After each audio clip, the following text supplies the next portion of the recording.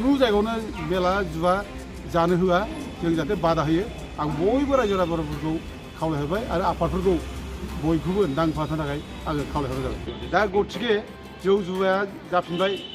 बे बर्नामा मोनगासिनो दं दा गथिखे आं खावलायो दानि बिटिसि नि जायनाखि खुंगिरि बिटिसि खुंगिरि मानबजा हाग्रामा महिलारि बिथाङा जाहाथे स्ट्रिक्ट जायो आरो बेनि सायाव जाहाथे एक्सन लायो खुनु मेला जुवा जानो मोना बेखौ जाहाथे बिथांमोनबो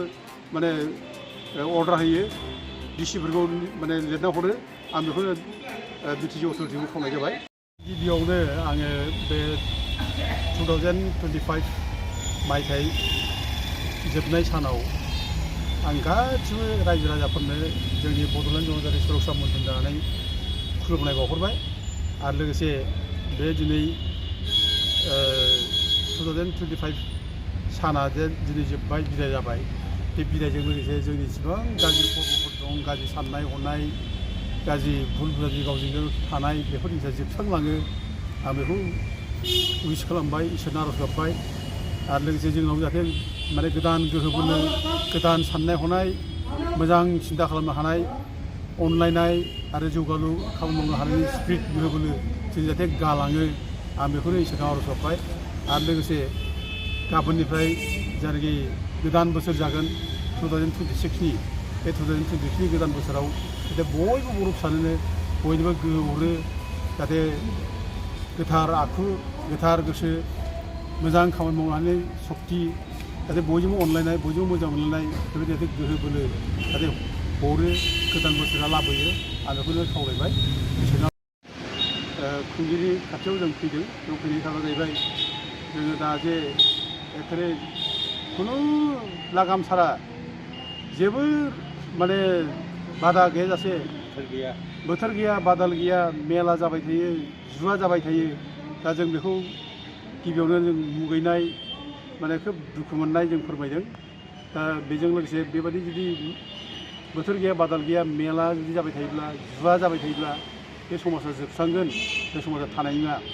दा जोंनो गोग्गो समाज जानोब्ला जों बेफोरखौ समाजनिफ्राय जों होस्रांनांगोन दिनै लेखा फरा फरायनांगौ गथ'फ्रा जुदि मा जागोनलाय बे जुवा मेलाजों जुदि दिन थांबाय थायोब्ला मा जागोन जुदि खर्म जोंनाव जायनाखि खामानि मावनाय जायनाखि हुदा दंमोन जा बेबो जोबलांबाय मोनसे टाइमाव बर'फ्रा बिराद माने खर्मजगि बिराद खामानि मावग्रा होननानै नाम दंमोन आबाद मावग्रा होननानै नाम दंमोन बोलो गोरा होननानै नाम दंमोन गिदिर खामानि मावग्रा हाग्रा होननानै दिनैथ' गैलिया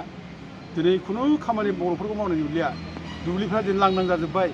रावबो मावलिया आरो सोरबा जुदि साफा सानै मावनाय दंब्ला दा बिसोरबो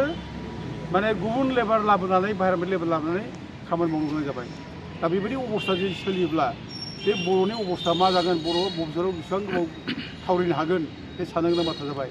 आरो दिनै जोंनि गेजेराव जे जों खामानि मावब्ला गासिबो इजि आर्निंस गोरलैयैनो थाखा फैसा मोननो नागिरनाय एखेबारे बेफोरबो गाज्रि जाथारबाय दिनै बे खालि स्किम नांब्लाबो नङाब्लाबो दा बेबायदिजों जुदि जोङो जुदि दिन थांबाय थायोब्ला जोंहा खर्मआनो जुदि जोंहा गैलाब्ला जोंखौ सोर जाहोगोन सान्थि जागोन जोंनि बे बिटिसिआलाय दा बेनो साननो गोनां बाथ्रा जाबाय दा दिनै जोङो बेफोर गासिबो माबाखौ जुदि जोङो फोजोबनानै गोग्गो समाज लाबोनांगौब्ला जोंनि बर' जाथिनि जेसेबां आफादफोर दङ बे थिग थानांगोन आफादफ्रा दिनै बयबो आवाज होनांसिगोन बुंनांसिगोन बे जुवा मेला बेखौ एखे बन्द' खालामथारनांगौ खुनुदिन लाइ होनो नाङा बेजों खुनु मानसि जाया बेजों खुनु माने समाज जाया भबिष्यत जाया बे समाजाव बिसिंखौ लाबोयो बुलाय बुलाय लाबोयो सेंग्रा गथ'फोरखौ फरायफुनाय गथ'फोरखौ गाज्रि लामाजों बे माने दैदेनजायो बेखायनो जोङो एखे समाजनि जेसेबां आफादफोर दं गोख्रों जानांगौ समाजा बेंथानांगौ हमथानांगौ खुनु जायगा होनो मोना आरो दिनै दायथ' लानांगौ दिनै मानो गोबां जायगायावथ' जाबाय थादोंमोनलाय एथ' जे आफाद दं बर'फोरनि गेजेराव बे आफादफ्रा मानो दिनै जेबो बुङा मानो आफादफ्रा इनभल्भ मानो जाफायो फालाय इनभल्भ जानो नाङा सोरबा जुदि आफादनि मानसिफ्रा इनभल्भ दंब्ला जों बेखौ दिनै बेखौ जोङो माने सोंखारिनांगौ जों खुनु आफादखौ जों लायहोनो नाङा बेयाव आफादा देरसिन नङा जाथिया देरसिन जाथिनि अबस्था गाज्रि जालांगासिनो दं जाथिखौ जों जुदि मोजां बानायनांगौब्ला जाथिया गोग्गो समाज जानांगौब्ला बेफोर जिनिसा जोंनिफ्राय थाबनांगोन गथ'आ उपेन्द्रनाथ ब्रह्मआ जौ जुवा मेला फुजा बिनि बेरेखाबो आवाज होबोदों बै समाव बै समनिफ्रायनो दा दासिमबो जुदि जोङो बे जौ जुवा मेलाजों गफबनानै थायोब्ला जों सेस जागोन बेनिखायनो जों दिनै डिस्ट्रिक्ट जायनाखि खुंगिरि क'क्राझाराव जों फैनानै मेमनाव फैबाय आरो बेल' नङा जोङो मैयाबो जोङो गासिबो बिटिसिनि जिल्ला बेंगिरिफोरनो जोङो माबानानै जों मोनसे माने पेपारावबो जों हरदों गिदिर गिदिर पेपाराव होदों बेसेबांबा गोलाव होदों पेपारावबो गासिबो जाहाथे बिटिसिनि जिल्ला बेंगिरिफ्रा जाहाथे खुनु मेलाखौ लाय होआ खुनु पारमिसन होआ आरो सोरबा जुदि खालामदोंब्ला बेखौ जाहाथे लिगेल एक्सन लायो आयेननि दारै जाहाथे बिसोरनि सायाव साजा होयो आयेना बेबस्था लायो जों बेखौ दिनै डिसिनि माने सिगाङाव बुंबाय आरो लोगोसे पेपाराव जों लिरदों नै DSM urges district admins to stop permitting melas and gas gambling दा जों बेखौ पेपारावबो होनाय जाबाय गासिबो जिल्लानि माने डिसिफ्रा जाहाथे कन्ट्रल खालामो पुलिसफ्रा कन्ट्रल खालामो जों बेखौ अनुर'ध खालामबाय आरो जों बे मेम'रेन्डामखौ जों प्रत्येक माने बिटिसिनि डिसिफोरनो जों होनाय जागोन एसपिफोरनो होनाय जागोन आरो लोगोसे जों खावलायनो लुबैदों दा दिनै जायनाखि बिटिसि खुंगिरि बिथांमोनहाबो जाहाथे माने नोजोर होयो जाहाथे बेखौ बन्द' खालामनायाव जाहाथे बिथांमोनहाबो जिल्ला खुंगिरिखौ बुंनो हायो दा बे ल' एन्ड अर्डारा बिटिसिनि आखायाव गैयाब्लाबो डिसिनि आखायाव दंब्लाबो खिन्थु बेफोरनि जोंखौ माने माबा खालामो समाजाव गुलाय गुजाय खालामो जोंखौ बदनाम खालामो दा गथे दिनै बिटिसिआबो दायथ' लानांगौ आरो बिटिसिआ जथेस्थ' दा बदनाम मोनगासिनो दङ बे बिटिसिआ गोदान सरकार फैनाय लोगो लोगोनो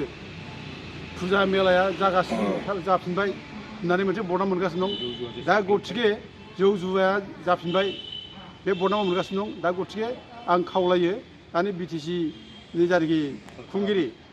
बिटिसिनि खुंगिरि मानबिथा हाग्रामा महिलारि बिथाङा जाहाथे स्ट्रिक्ट जायो आरो बेनि सायाव जाहाथे एक्सन लायो